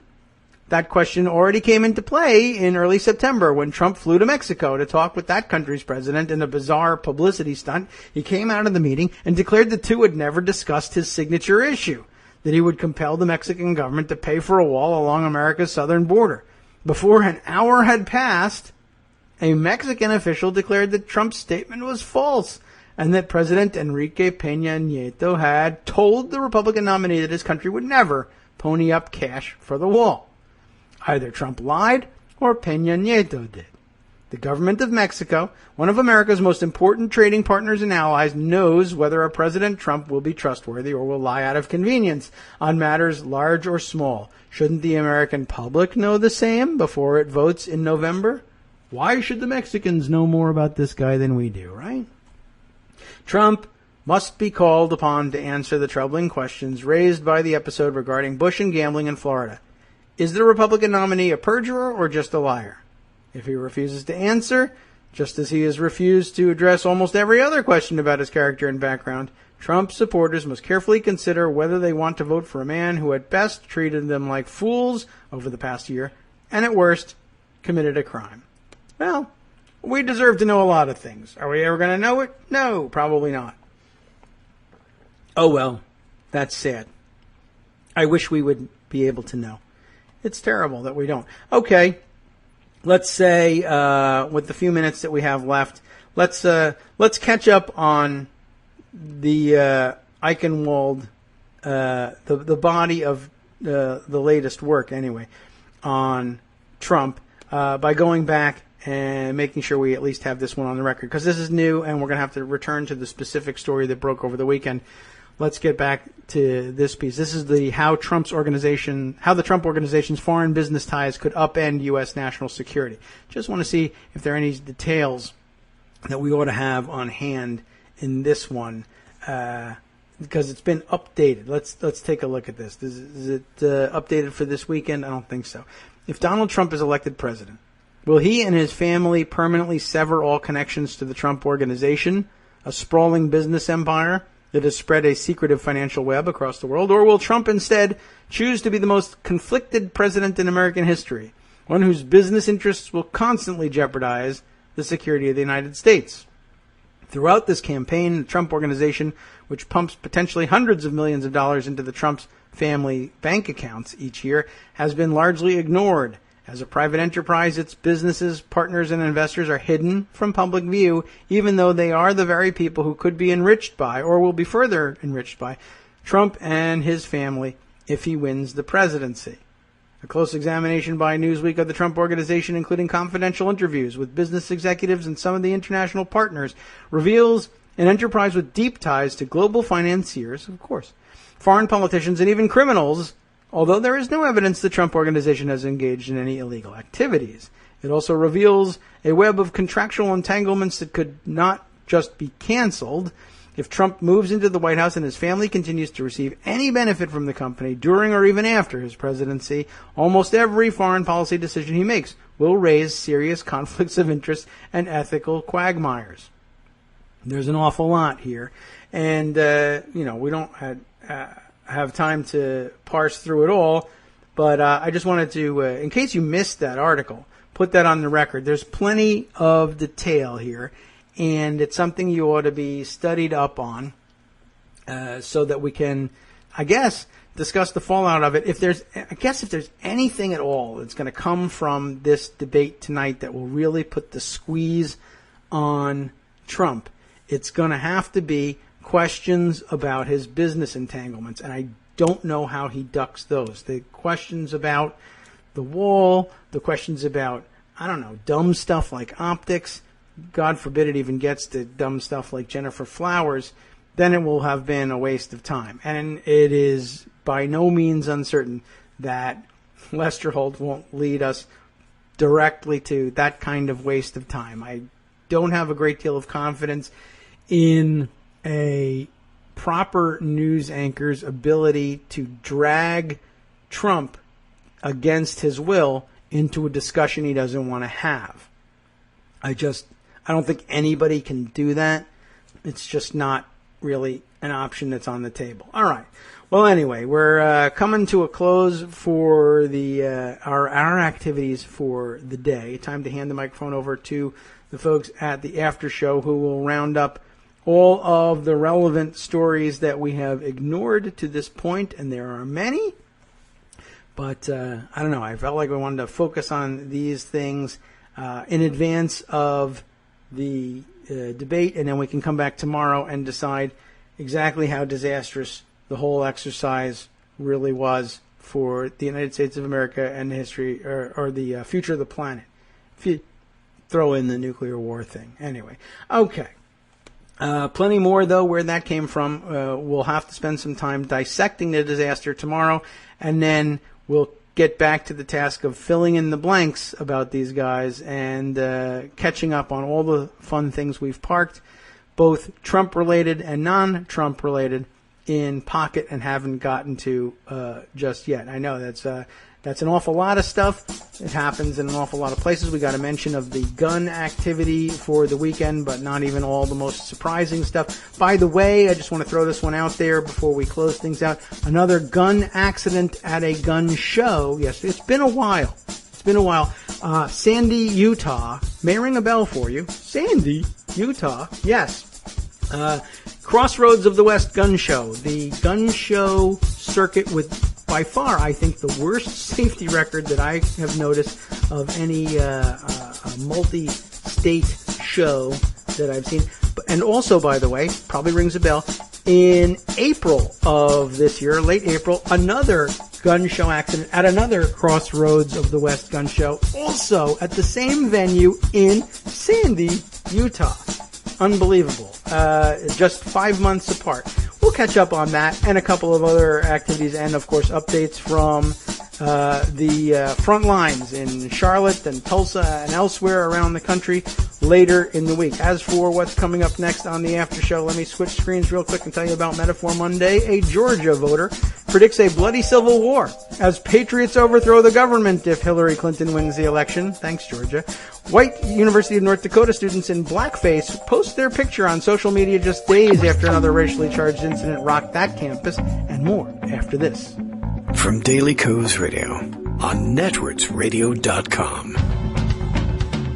You have been listening to the Kagro in the Morning Show with David Waldman. How about this for that capper on that thread? 1968 gold and bronze medalists Tommy Smith and John Carlos, whose iconic raised fist salute at the awards ceremony will be received by President Barack Obama at the White House. That won't tick anybody else off. That's terrific. I think a brave stance. We'll see you tomorrow.